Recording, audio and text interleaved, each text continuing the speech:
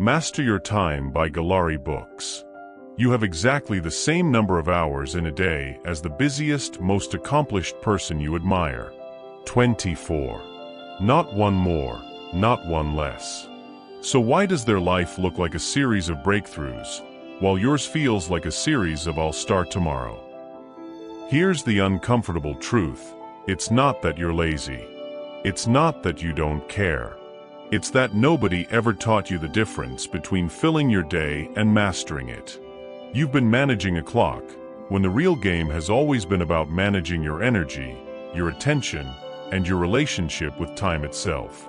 Today we're breaking down the ideas behind Master Your Time, a book that strips away the productivity hack noise and gets to something deeper.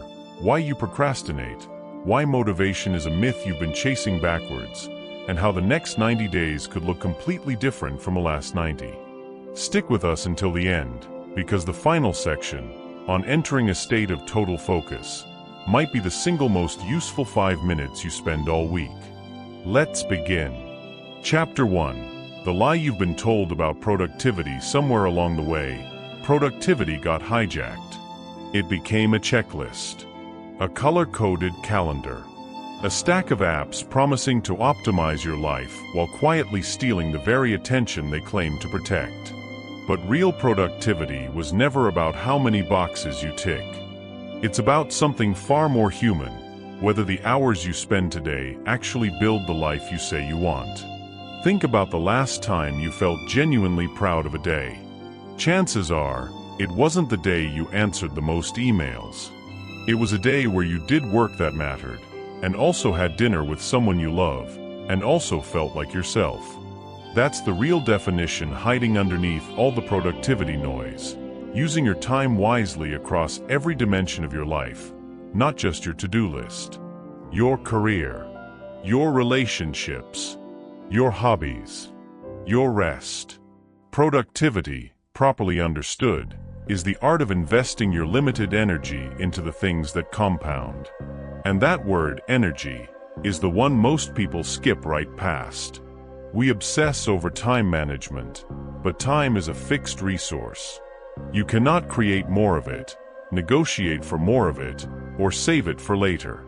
Energy, on the other hand, is variable. It rises and falls throughout your day like a tide, and if you don't learn its rhythm, you will spend your best hours on your worst tasks, and your worst hours trying to force your best work. Ask yourself honestly, when are you sharpest? For most people, it's within the first few hours after waking, before the noise of notifications and meetings has had a chance to fragment their attention. That window is not accidental, it's biological. Your mind, freshly rested, hasn't yet been asked to make 400 small decisions. And yet how many of us burn that golden hour scrolling through a feed, replying to messages that could wait, or easing into the day instead of attacking it? Here's the imagined beat. Picture two versions of yourself waking up tomorrow.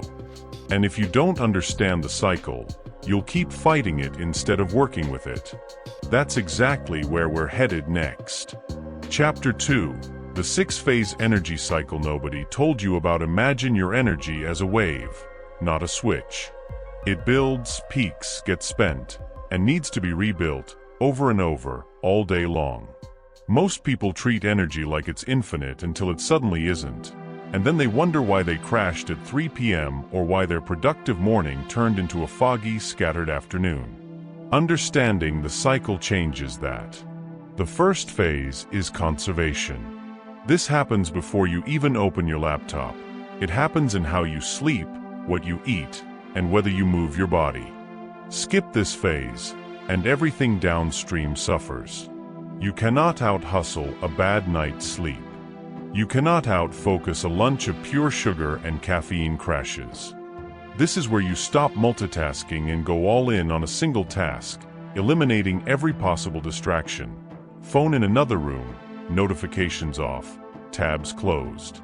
Immersion is where deep work actually happens, and it cannot occur if you're only half committed. The 5th and 6th phases are recovery and restart. Taking a genuine break, not a scroll break, but an actual recharge, and then beginning the cycle again. Here's the trap. Most people treat breaks as wasted time, so they either skip them entirely and burn out by mid-afternoon, or they take a break that's actually just a different kind of exhausting stimulation, like doom scrolling, which drains rather than restores. Now layer 5 productivity levels on top of this cycle, because they tell you exactly where to focus your attention at each stage of building a better system. Level 1. Remove distractions. Before you add a single productivity tool, subtract the things stealing your focus. This is foundational. You cannot build a house on unstable ground. Level 2. Boost your energy so you can engage with full enthusiasm rather than dragging yourself through the motions. Level 3. Define a clear vision and specific goals, because without a destination, productive activity is just motion without direction. Level 4. Plan your day, a simple to-do list and time framework, nothing fancy. Level 5. Maintain an active social life. This one surprises people, because we tend to think of productivity as a solitary, almost antisocial pursuit. But humans who isolate themselves in the name of grinding burn out faster and produce lower quality work than those who maintain real connection alongside their ambition. Here's the part that will save you months of wasted effort. Don't build a complicated system. Grab a pen and paper. Map out where you are on these 5 levels. Start absurdly simple. As you climb, you can add complexity, but starting complex is how 90% of productivity systems die within 2 weeks. Now, understanding energy and levels is powerful, but there's a force working against all of it, quietly sabotaging your best intentions. It has a name you already know, but you've probably never understood why it actually happens. Let's talk about procrastination. Chapter 3. The 4 real reasons you procrastinate. Procrastination isn't a character flaw. It's not proof that you're lazy or undisciplined. It's a signal, your brain telling you something is wrong with how a task has been framed, and if you learn to read that signal instead of just feeling guilty about it, you can dismantle it entirely. The first reason you procrastinate is unclear stakes. If you don't genuinely believe a task matters, or you don't understand what finishing it requires, your brain will quietly deprioritize it in favor of something with an obvious, immediate reward, like checking a notification. The fix isn't more willpower. It's clarity. Ask yourself directly, do I actually believe this task is important? What happens if I don't do it? How will I feel once it's done? Sometimes just naming the first tiny step, open the document, not write the report, is enough to dissolve the resistance, because your brain stops treating the task as an intimidating unknown. The second reason is a misunderstanding of how motivation actually works. Most people wait to feel motivated before they start. But motivation isn't a prerequisite for action, it's a byproduct of it. You don't feel like going for a run and then go. You go, and somewhere around minute 5, the resistance fades and momentum takes over. If you're waiting for the feeling to arrive before you begin, you'll wait forever, because the feeling only shows up after you've already started moving. When a task feels difficult in your head, break it into pieces small enough that starting doesn't require any motivation at all, just enough to overcome inertia. The third reason is fear, specifically, the fear of doing something badly. This one hides well, because it doesn't announce itself as fear. It disguises itself as I'll do it later, when I have more time to do it properly. But there's rarely a more time waiting around the corner. There's only now, and the choice to let the fear win or to acknowledge it and move forward anyway. Here's a reframe worth holding on to. Nothing you create today is final. Everything can be revised, improved, edited. The first draft doesn't have to be good.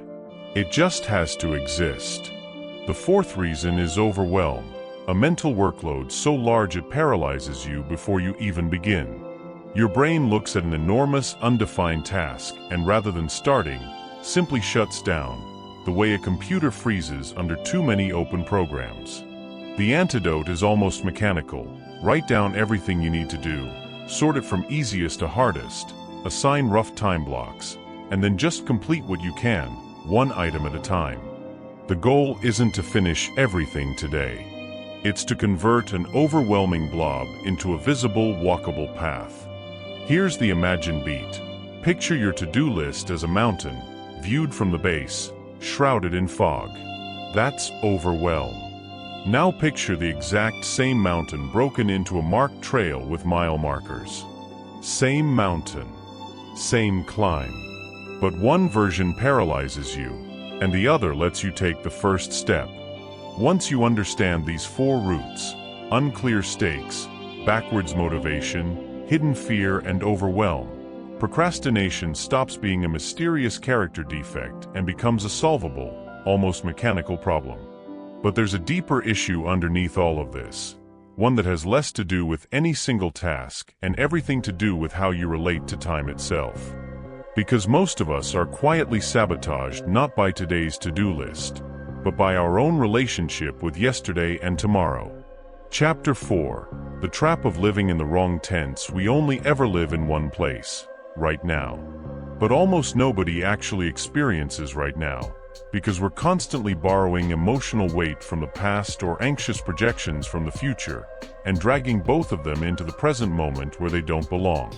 Think about the last time you made a small mistake and then spent the next hour replaying it, cringing, spiraling. That's the past being misused, not learned from, but relived.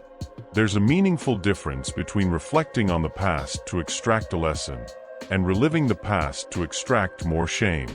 One moves you forward. The other keeps you stuck in a loop, using yesterday's failure as a prediction for tomorrow's outcome, which is exactly backwards, because the past is data, not destiny. Here's a practical shift. Instead of asking, "Why did I mess that up?" ask, "What does this teach me that I can use next time?" The first question interrogates your worth. The second interrogates the situation. Only one of them makes you better. Part of releasing the past means consciously separating who you were then from who you are now. You are not a fixed, static person. You are someone who is constantly revising themselves based on what you've learned. Holding on to old self-pity, old grudges, old versions of failure, is like carrying a suitcase full of stones you never unpack. Forgive the version of you that didn't know better yet. Let the weight go. That emotional preview is not wasted time, it's fuel. It's the difference between a goal that lives only as an abstract idea and one that pulls you toward it because you can already feel what it will be like to arrive. So if the past is for extracting lessons, and the future is for building direction, where does the actual living happen? Right here. Today. And this is where most people, even after fixing their relationship with the past and future, still quietly waste their most valuable resource. Let's talk about what your today is actually worth.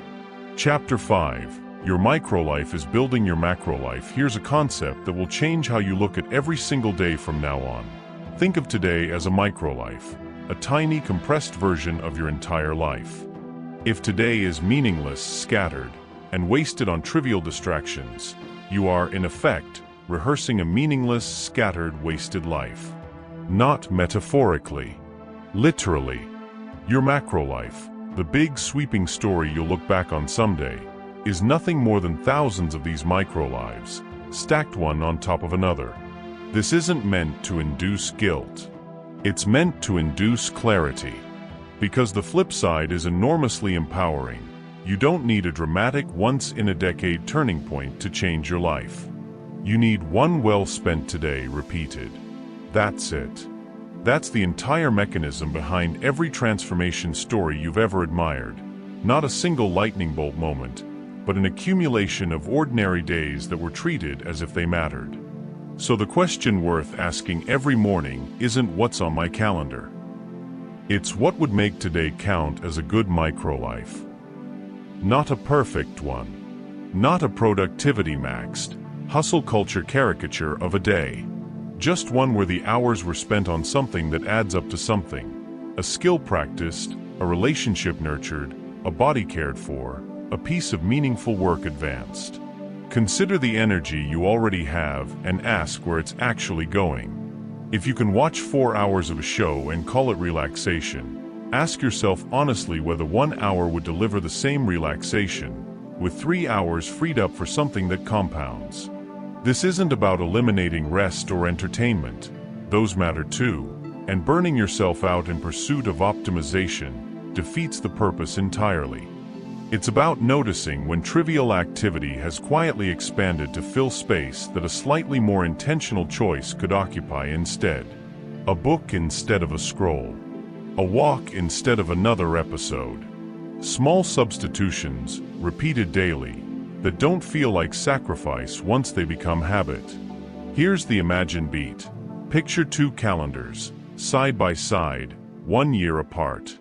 In calendar 1, every day looked roughly the same, reactive, scattered, mostly consumed by other people's priorities and low-effort entertainment.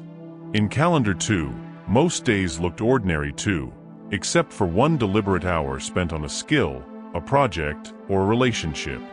At a glance, the 2 calendars look almost identical. But at the end of the year, one person has written a book, learned a language, or built a business, and the other is still waiting for a better time to start. The difference wasn't talent. Not because 90 is a magic number, but because it's long enough to make real progress on almost any meaningful goal, and short enough to create real pressure. You can't quietly tell yourself someday, when the someday has a hard deadline 3 months out. Consider how differently you'd approach a goal if, instead of "I'll get to it eventually," your internal voice said, "I have 90 days, starting today." Suddenly, the first day of the plan stops being a symbolic gesture and becomes an actual sprint. Push yourself to compress what would normally take 4 days into 1. Not every day, that's a recipe for burnout, but often enough that momentum builds a genuine head start instead of a slow crawl. Frequent deadlines work the same way at a smaller scale. Break a large goal into smaller milestones, each with its own due date, rather than one enormous deadline sitting months away, invisible until it's suddenly urgent. If you're building something substantial, a book, a course, a business, break it into phases, an outline, a rough draft, a revision. Each smaller deadline gives you a visible signpost of progress, and each completed milestone becomes fuel for the next one. Momentum, it turns out, isn't a mysterious force. It's the accumulated evidence that you're capable of finishing what you start. Here's the imagined beat. Picture standing at the base of a genuinely large goal, the kind that feels intimidating enough to postpone indefinitely. Now picture that same goal broken into 12 small, dated checkpoints, the first one due in a week. The size of the mountain hasn't changed, but your relationship to it has, because you're no longer staring at an abstract summit. You're just trying to reach the next marker. So now you understand energy, procrastination, time, and momentum. But there's a deeper obstacle still lurking beneath all of it. A quiet mental habit so common that most people don't even notice they're doing it. And it might be the single biggest thing standing between you and meaningful change. It starts with 4 words you've probably said today. Chapter 7. Killing I don't have time. Say this phrase out loud. I don't have time. Notice how natural it feels, how automatic. Now consider what it's actually doing to you every time you say it. It's not describing reality. 24 hours exist for you exactly as they exist for everyone else. It's describing a decision you've already made about your priorities, disguised as a fact about the universe. Here's the uncomfortable reframe. When you say, "I don't have time for something," what you often mean is, "This isn't important enough to me yet." That's a very different sentence, and it's one most people avoid saying out loud, because it requires taking responsibility rather than pointing at an external constraint. "I don't have time to exercise" quietly protects you from admitting exercise isn't currently a priority for me. One statement blames the clock. The other puts the choice back in your hands, which is uncomfortable, but also the only version that actually gives you power to change anything. Try replacing the phrase entirely. Instead of "I don't have time," try "I have a lot on my plate right now, and this isn't at the top of it yet, but I can make room for it once I clear space." Notice how different that feels. It's honest about your current constraints without pretending the constraint is permanent or inevitable. The second piece of this chapter is self-awareness, actually tracking where your hours go, rather than assuming. Most people wildly underestimate how much time disappears into low-value activity. Scrolling, reorganizing files that didn't need reorganizing, half-attentive multitasking that produces neither good work nor good rest. You don't need an elaborate tracking system. Just notice, for a few days, where your attention actually goes versus where you assume it goes. The gap between those two things is usually larger than people expect, and simply seeing it clearly tends to shift behavior almost automatically. Awareness alone changes the way you spend the next hour. The third piece is a harder, more honest question. Are your daily tasks actually aligned with where you want to be in 5 or 10 years? Not in a vague, aspirational way. Specifically, if you keep doing exactly what you're doing today, repeated for years, does it lead anywhere you actually want to go? If the honest answer is no, that's not a reason for despair. It's information. It tells you precisely what needs to shift, and it's far better to discover that misalignment now than to discover it a decade from now, when the years spent can't be unspent. Here's the imagined beat. Picture two people, both saying "I don't have time" about the same goal. One says it and stops there, using the phrase as a permanent excuse. The other says it, catches themselves, and rewrites it, "This isn't a priority yet. Let me check if it should be." Same starting sentence. Completely different trajectory, because one treats the sentence as the end of the conversation, and the other treats it as the beginning of an honest one. Now that you've reclaimed the language you use about your time, and gotten honest about where it actually goes, there's one more question worth asking. Not about discipline, but about desire. What if the reason a task keeps getting deprioritized isn't a flaw in your scheduling, but a signal that the task itself was never built around what actually excites you? Let's talk about passion, and why it's not as fluffy a concept as it sounds. Chapter 8. Building a life around what actually excites you. There's a reason certain tasks get done effortlessly, while others sit untouched on your list for weeks, no matter how many times you reschedule them. It's rarely about difficulty. It's about alignment, whether the task connects to something you actually care about, or whether it's just an obligation wearing the costume of a goal. Here's a filter worth applying to your priorities. Does this task genuinely excite you, or are you doing it because you think you're supposed to? Excitement isn't a luxury add-on to productivity. It's often the fuel that makes consistency possible in the first place. A task you're excited about doesn't need as much willpower to start. A task you're merely tolerating needs willpower every single time, which is exhausting and unsustainable over any meaningful stretch. That said, excitement alone isn't enough. It needs a clear target. Vague enthusiasm, "I want to be healthier, I want to be more creative," rarely survives contact with a busy week, because there's nothing specific to act on. Compare that to a clear target. "I want to run a 5K in 10 weeks, or I want to finish a short story by the end of the month." The clearer the target, the easier it is to know, on any given day, exactly where your focus should go and where it shouldn't. There's a deeper layer here, too. Alignment with your core values. If freedom is one of your central values, for instance, and your daily schedule is packed with obligations that make you feel trapped, there's a mismatch worth addressing. Not by abandoning responsibility, but by consciously restructuring your choices to honor what actually matters to you.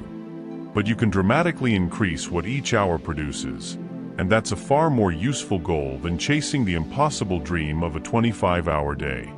The first multiplier is asking for help instead of insisting on doing everything alone.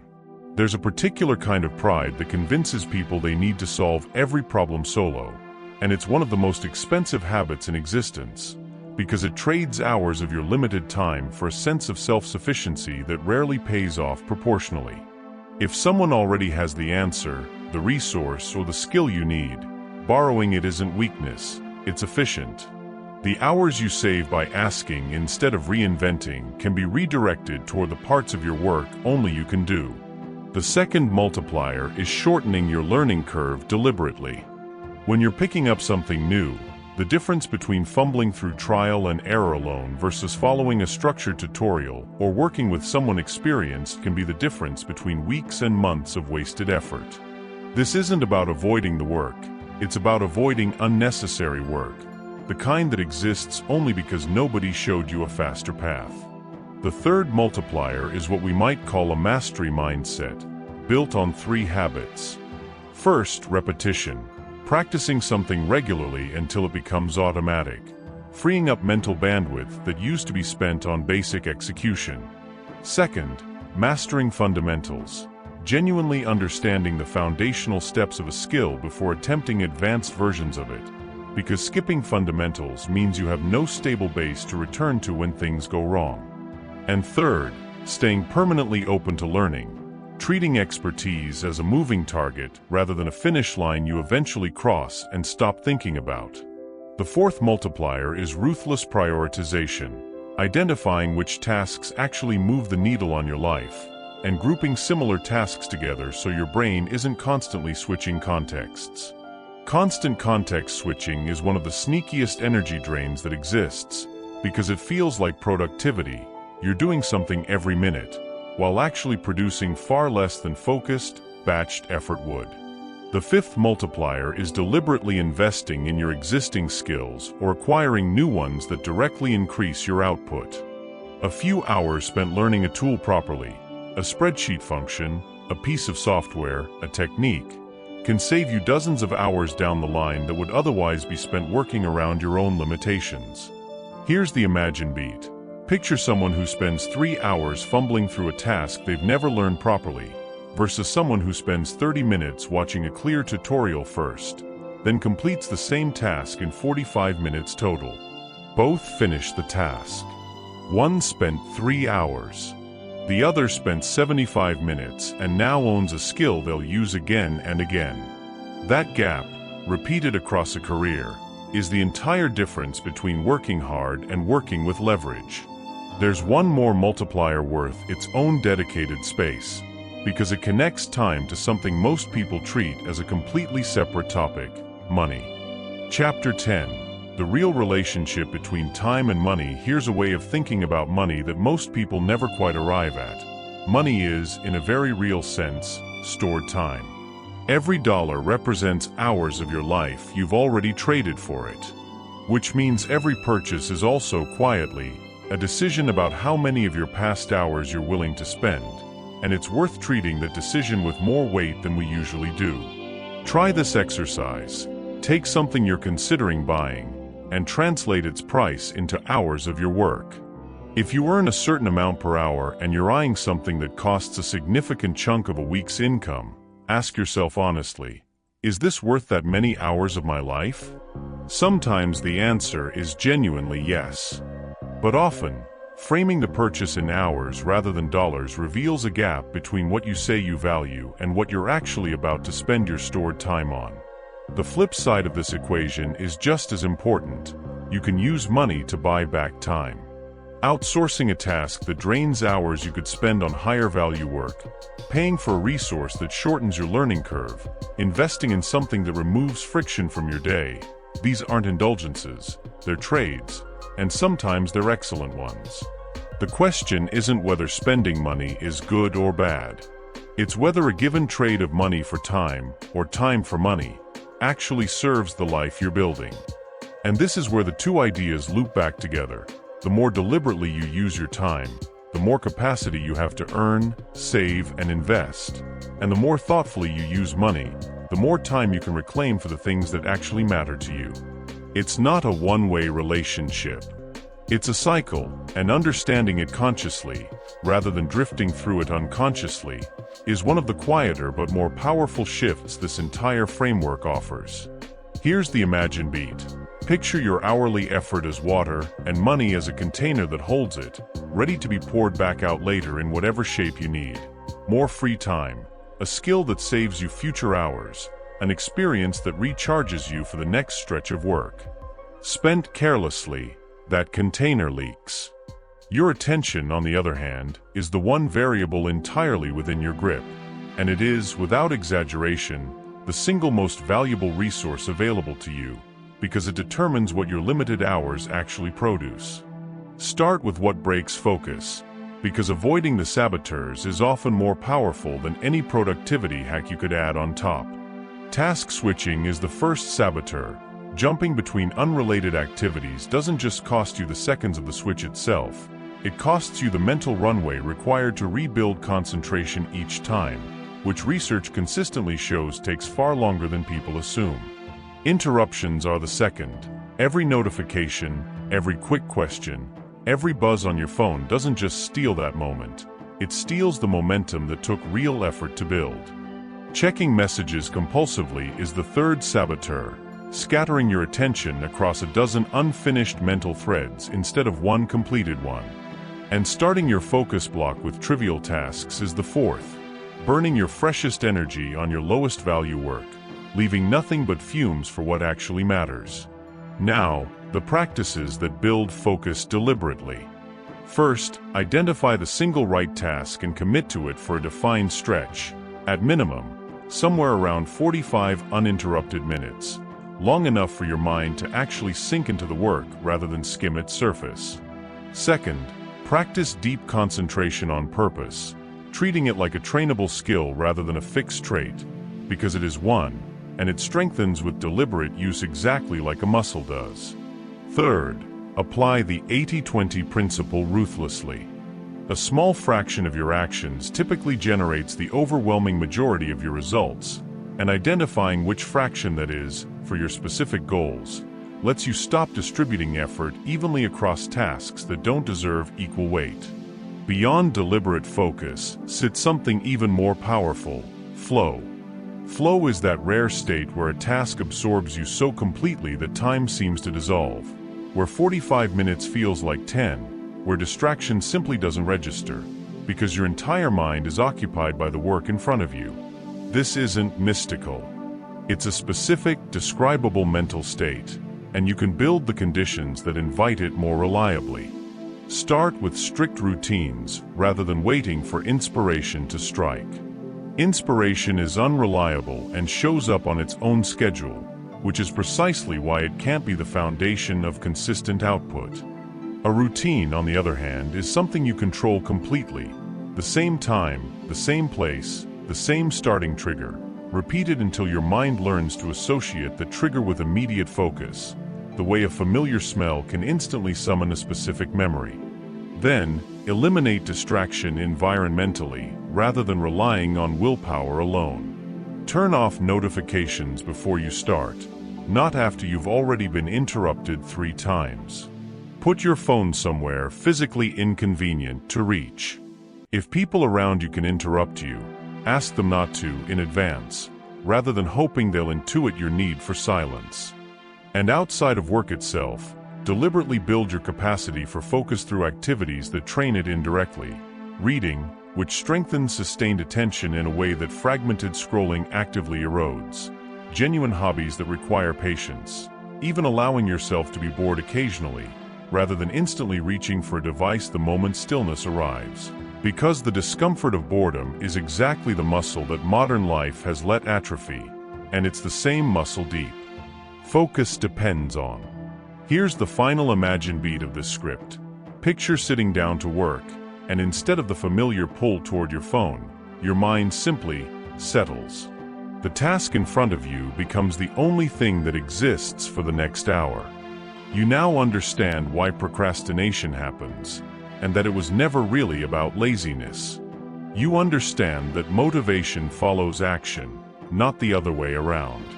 You understand that "I don't have time" is usually a disguised statement about priorities, not a fact about the universe. You understand that money and time are 2 sides of the same currency, and that focus, real, trainable, deliberate focus, might be the single most valuable skill available to you in a world engineered to fragment it. Here's the challenge. You don't need to apply everything in this script tomorrow. Pick one idea, just one, and use it before the day ends. Maybe it's naming your peak energy window and protecting it. Maybe it's rewriting the next "I don't have time" sentence you catch yourself saying. Maybe it's simply putting your phone in another room for the next 45 minutes and seeing what focus actually feels like when nothing is allowed to interrupt it. Whatever you choose, that single action repeated daily is how every meaningful transformation in this script actually happens. Not through one dramatic leap, but through the compounding weight of ordinary days spent on purpose. If this breakdown gave you something to work with, hit like, subscribe to Gollari Books for more of these deep dive summaries, and drop a comment telling us, what's the one idea from today you're actually going to use this week? We read every one, and we'd love to know where you're starting. Until next time, spend today like it's building the year you actually want.